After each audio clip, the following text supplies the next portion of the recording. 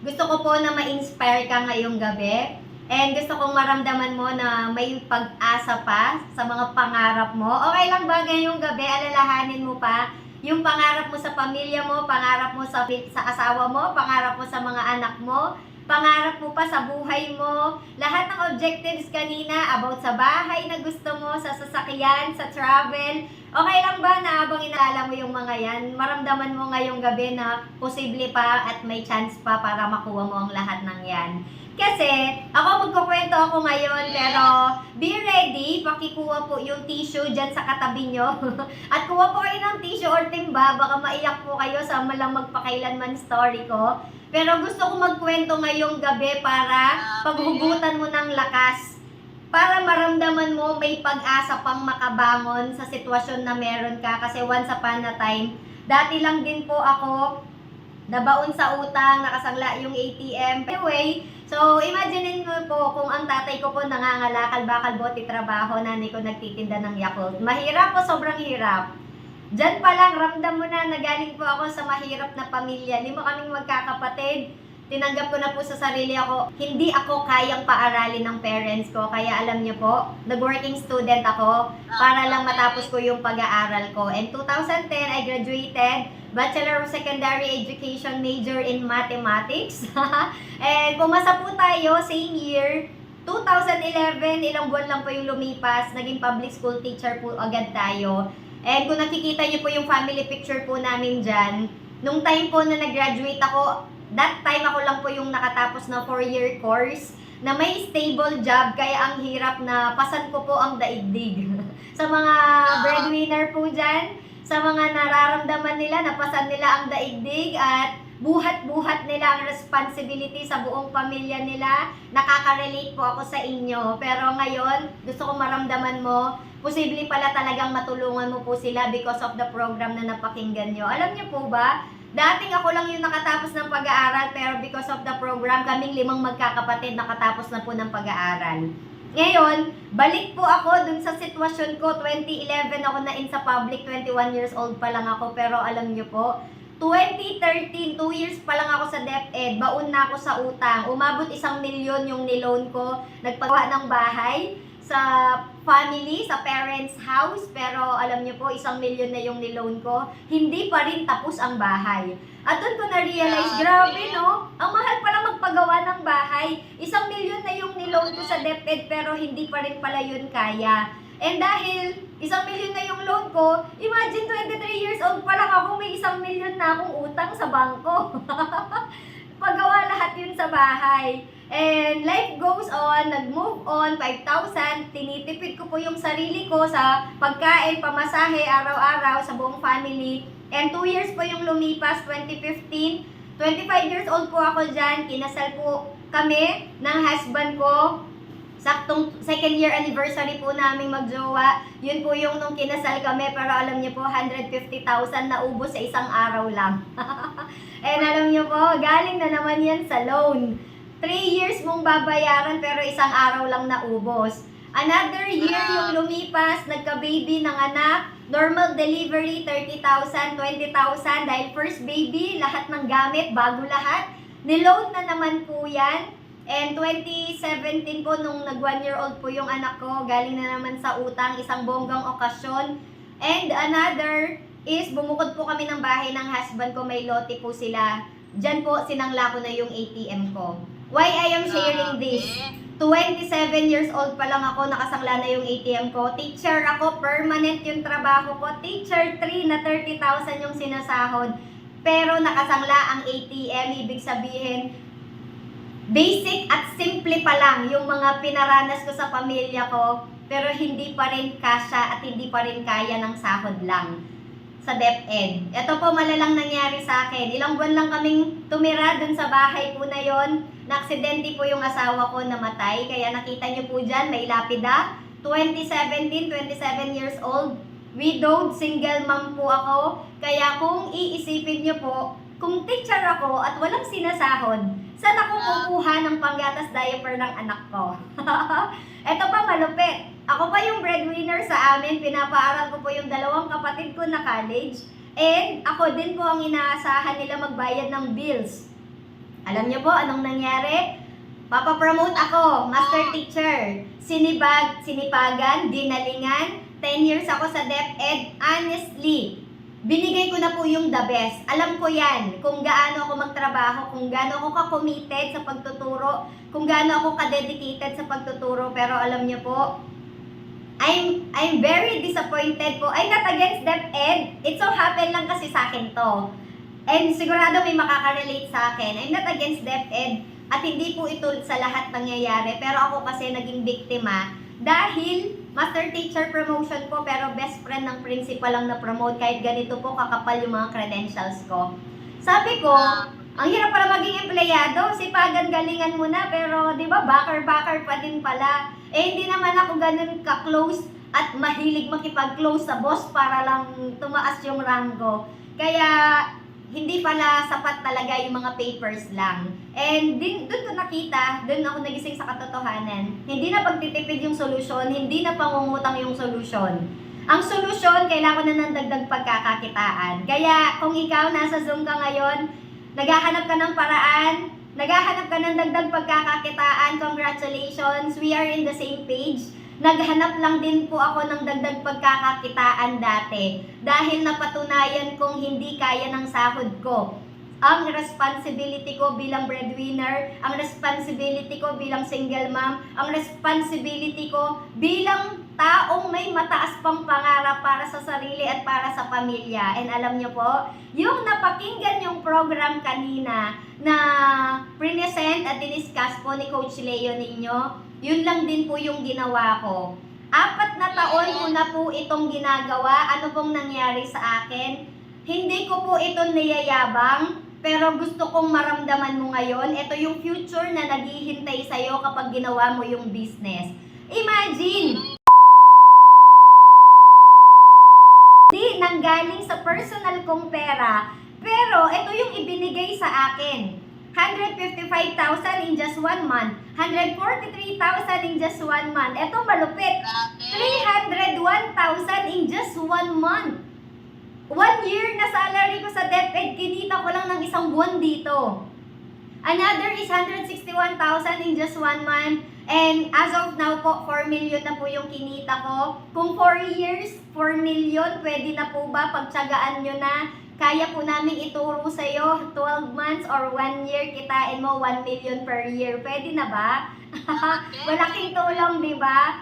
Kasi aminin ko po sa inyo, ang sahod ko po for 10 years sa DepEd, kinita ko lang po ng 4 na taon dito sa Royal, dito sa program na pinapakinggan mo ngayon. Sulit na po ba o sobrang sulit na 4 million na kinita? And hindi lang po yun yung naranasan ko, regardless of income. Yung ganito na lang yung maranasan mo, imagine dati tricycle po yung dinadrive ko nung teacher po ako. Grabe no, ang gandang teacher, tapos naka-tricycle. Service ko po yan for 3 years na nasa DepEd ako. And alam nyo po, from tricycle na dinadrive ko, posible pala talaga na makabili din po tayo ng brand new car po natin. First car ko po dito, Toyota Vios, brand new car. In-upgrade po natin, expander, top of the line. And hindi ko po ito ine-expect. Aminin ko po sa inyo. Ibulong ko lang ng konti, nakakahiya. Alam niyo po ba, 10 years ako sa DepEd, wala akong nabili ni isa regalo para sa sarili. Lahat puro bigay sa pamilya hanggang ako na po yung bumigay. Pero sa program, ang sarap sa pakiramdam na ma-experience po natin dahil kumita daw tayong 100,000, 10% self-reward, ibili daw po natin 10% ng 100,000, 10,000. Alam niyo po, unang nabili ko dito, Charles & Kit bag, 10,000 po yun. Tapos kumita ulit ako 100,000. Binili ko na naman Lacoste bag, 10,000. Tapos kumita na naman ako 80,000. 8,000 naman Lacoste rubber shoes. Kakabili ko ng rubber shoes, hindi ko alam, nakatatlong rubber shoes na pala ako na Lacoste. Grabe no, nakakagat ng buhaya. Pero ito po, pinaka-unforgettable sa akin nung binili ko po yung Valentino shoes, 54,000 ang halaga po niyan sa Greenbelt. Unbelievable po ang lahat ng to na naranasan ko po dito sa program. And nung pandemic, marami daw nawalan ng trabaho, marami daw na hindi na nakakakain. Pasalamat po sa program, kahit ano palang mangyari, mag-pandemic man o walang pandemic, pwede pala talagang kumita tayo dito consistently 6 digit. Imagine, during pandemic, nandyan po kami sa condo unit, nag-swimming, nag-gym, nagbabike po yung anak ko, pero ito po yung pinaka-unforgettable sa akin. Diyan po sa building na yan, nakikita nyo po yung swimming pool na may building. Yan, dyan po kami sa may 42 floor. And sa roof deck, nag-New Year po kami, buong pamilya, pinapanood po namin yung fireworks display sa Kalawakan. Alam nyo kung ano yung unforgettable at the best view? Hindi po yung fireworks display, hindi po yung city lights and city view ng buong Metro Manila. The best view na nakita ko is nakita ko yung buong pamilya ko, kumpleto kami habang kumikita ng 6 digit every month. Hindi ko pala kailangan mag-abroad. Hindi ko kailangan iwan yung pamilya ko mag-abroad, mga ibang bansa para lang kumita 6 digit every month. Pwede pala na kahit nasa Pilipinas ka, kumikita ka 6 digit every month, kapiling mo, kasama mo, anak mo, pamilya mo, at ang buong pamilya mo. And this is the only opportunity na nakita kong pwede pala talaga na maranasan yung time freedom and financial freedom. Ayan po yung picture ng nanay at tatay ko. 61 years old na po sila ngayon. Alam niyo po ba, fulfillment ko po bilang anak. I'm just 34 years old po ngayon and proud po akong ipagmalaki at sabihin po sa inyo na naibigay na po natin, na iparanas na po natin yung masarap na buhay po sa nanay at tatay po natin. Alam niyo yung ganong pakiramdam na at least alam ko bago magpantay ang paa ng nanay at tatay ko, naranasan na nila yung masarap na buhay. And dyan sa picture po na yan, sa Luzon po kasi kami, sa Pampanga, ito po yung mga the best tourist destination na pangarap ng buong pamilyang makatravel. Baguio, Tagaytay, Dingalan, Aurora, Bolinao, Pangasinan, Nueva Ecija, Minalungaw, mga pangarap lang po namin dati napuntahan, pero napuntahan po namin, buong family nagbabanding na hindi nag-aalala sa budget. Pwede palang maranasan natin yun. Kaya united po kami, buong pamilya. Hindi sira yung pamilya namin because of that travel and bonding together. Na hindi pala kailangan tipirin yung buong pamilya natin. And even ako, pangarap ko pong makatravel. Pangarap ko po makapunta ng ibang bansa. Hindi para magtrabaho, kundi mamasyal lang. At etong maganda, habang namamasyal, nagsha-shopping sa ibang bansa, uuwi po ako dito sa Pilipinas. Meron po akong 100,000 na cheque. Kahit gumastos ka sa ibang bansa, mag-shopping ka sa ibang bansa, pwede pala talaga pag uwi mo, may pera ka pa din, may panggastos ka pa din. And ito, ikwento ko lang po ng mabilis.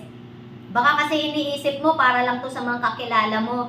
Baka kasi iniisip mo, ay, paramihan lang ng connection dyan. Ako na po magsasabi sa inyo, ako po, kinita ko po yung 4 million ko, aminin ko po sa inyo, lahat ng sumali sa akin, total strangers. Wala pong mga kakilala lang ang sumali sa akin. Speaking of hindi kakilala, taga Pampanga po ako. Last July, pumunta po ako sa Zambales. Wala po akong kakilala. Pumunta po ako sa Zambales dahil nandito po yung lote po natin sa Royal. Hindi lang po na bigyan ng mga konting emphasis, pero pwede nyo pong itanong sa nag-send ng Zoom link sa inyo lahat ng details about the Zam Realty or yung mga lote or investment sa lote na binibigay ngayon ni Alam niyo po, wala akong kakilala dito pero July ako pumunta. 2 months kumita ako 150,000 kahit wala akong kakilala. Bakit ko to sinishare? Ibig sabihin, kung ako nga wala kakilala, kumita 150,000 sa isang lugar, ikaw pa kaya na maraming kakilala dyan sa lugar na meron ka ngayon. Ibig sabihin, mararamdaman mo, hindi lang to para sa kakilala. Pwede din namin ituro sa'yo na kahit hindi mo kakilala, pwede pala talaga. At may strategy kaming ituturo sa'yo paano mo din kikitain yung kinita namin. And ngayon, not to brag but to inspire you, imagine, sa halagang 144,620, kumikita tayo 1 week 72,000, 1 week 67,000, 1 week 89,000. Dati mga inuutang niloloan ko lang yan, pero ngayon 1 week income na lang natin dito sa business. O ngayon, eto, pakita ko sa inyo kahit nakakahiya. Tingnan nyo po yung picture ko dati, mukha po akong lalaki, ngayon mukhang artista na. Guys, tanggalin nyo na po lahat ng income na meron ako. Sige, Lahat ng achievements na kwento ko sa'yo, alisin mo na lahat ng yon. Ang artista ka lang, para sa akin, sulit na po yun. Imagine yung iba, milyon-milyon yung ginagastos, gumanda lang sila. Pero dito sa binigyan ka lang ng product, sumali ka lang, kumikita ka na, 'di ba? Nagiging good looking ka pa. Pwede pala talaga. Kaya okay lang ba tingnan mo yung nasa kaliwa mo at saka yung nasa kanan mo sa Zoom. Tingnan mo na yung mukha niya kasi kapag sumali yan dito sa mumukhang Marian Rivera at Dingdong Dantes na siya. Oh, 'di ba? May chance pa pala talaga. And ito po, gusto kong ipagmalaki po sa inyo, kung sabi nila, marami tayong gustong tulungan dito sa business. Ako, aminin ko po sa inyo, unang tinulungan ko yung buong pamilya ko.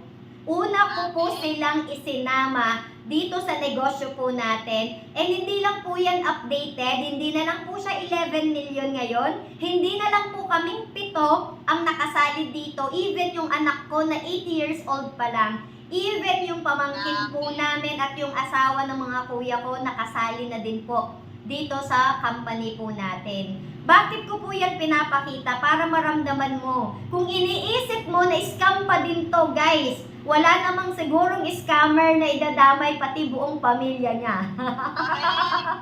It's just a proof na pinapakita ko sa'yo. Sobrang ganda ng kumpanya na meron tayo, kaya pati buong pamilya ko po nakinabang na dito sa ganda ng program.